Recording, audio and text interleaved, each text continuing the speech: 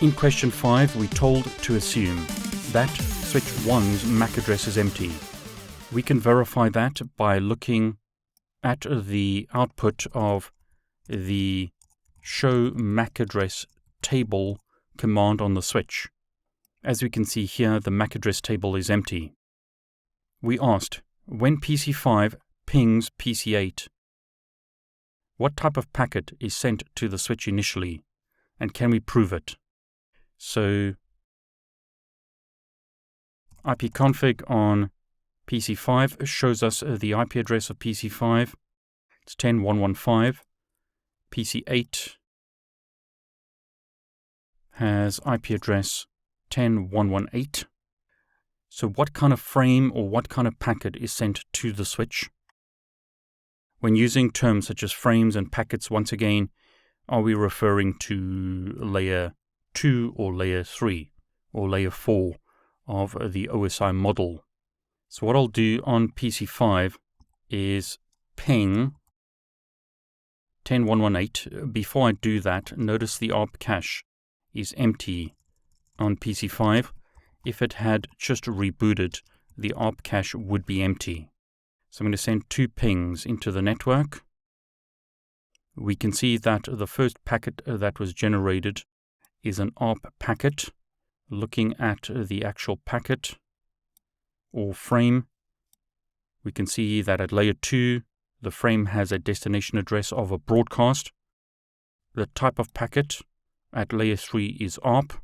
So in the layer 3 headers, we can see that this is an ARP packet requesting the MAC address of host with IP address 10.118. So the Ethernet type is 0x0806. In other words, it's an ARP packet. Capture forward. And before I continue, the answer to question 5 is this is an ARP packet. It's a broadcast packet. We can see that again by looking at the inbound PDU on the switch. Notice destination address is a broadcast. Who receives the packet? Because it's a broadcast, it's going to be flooded to the other devices in the network.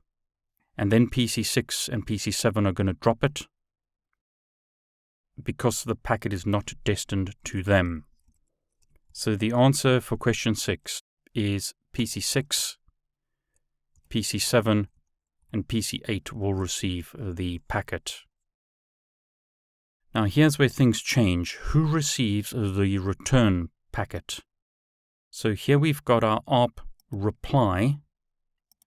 On the inbound PDU to the switch, we can see that the target MAC address is this. That's the MAC address of PC5. So the MAC address is actually written into the frame. This is a unicast packet sent from PC8 to PC5. It's not a broadcast, unlike the ARP request. So notice what happens now. The packet is only sent to PC5. It's not flooded out of all ports. So the only PC that receives it is PC5. That is different to our previous example where PC1, PC2, and PC3 received the return traffic.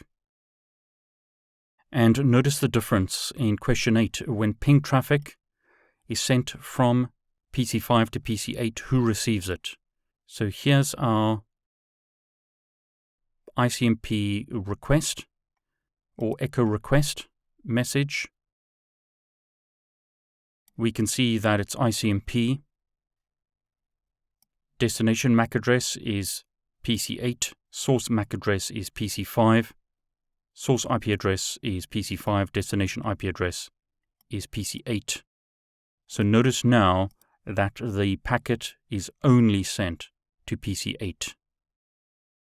So that's very different to what we saw when we were using a hub.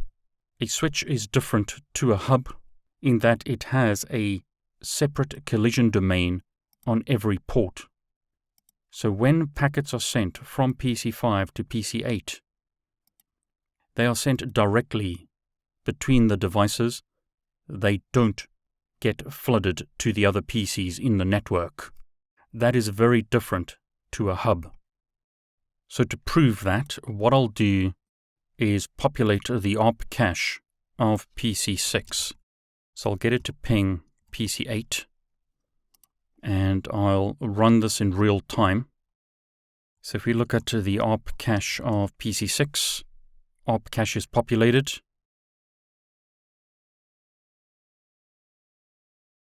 The same is true on PC5. So both PC5 and PC6 know the MAC address of PC8. I'll change this to simulation mode, and I'll get both of these PCs to ping PC8.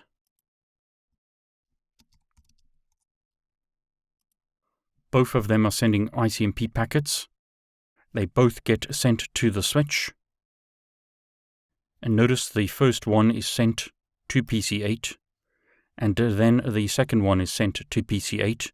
We don't end up with a collision. So the switch caches the packet and allows the communication. And to show you this in a different way, what I'll do is get PC5 to ping PC8, but get PC6 to ping PC7. So PC5 is pinging PC8, PC6 is pinging PC7. In this case, PC6 needs to ARP for the MAC address of PC7. Notice, however, that there's no collision taking place.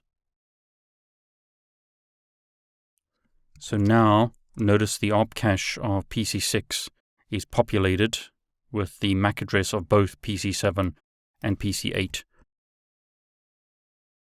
So I'll run that again. And I need to be in simulation mode to do that. So they're both sending ICMP packets. These are unicasts. They are not broadcasts. Notice the destination of this frame is PC7. Destination of this frame is PC8. Both packets can be sent and received by the switch without interference from the other conversation. So the PCs can communicate now without collisions, and they are essentially separated from the other conversation. The conversation between PC5 and PC8 happens independently of the conversation between PC7 and PC6. We have 4 collision domains here. A hub is a single collision domain. A switch has a collision domain per interface. But again, if PC5 sent a broadcast, the broadcast would be forwarded to all devices in the network. This is a layer 2 switch. It's going to flood that broadcast out of all ports, so everyone is going to receive the broadcast, and everyone is going to have to reply back to that broadcast. Packet Tracer is not perfect software, but it allows you to visually see how traffic flows in the network and to learn how to answer questions such as these. So when studying for the CCNA exam, you can use Packet Tracer to learn how traffic flows, to learn what frames look like, what packets look like, what segments look like, and it helps you essentially become a better network engineer. So were you able to answer these questions? Do you understand how data flows in a network when you have a switch or when you have a hub? make sure that you understand how data flows through networks.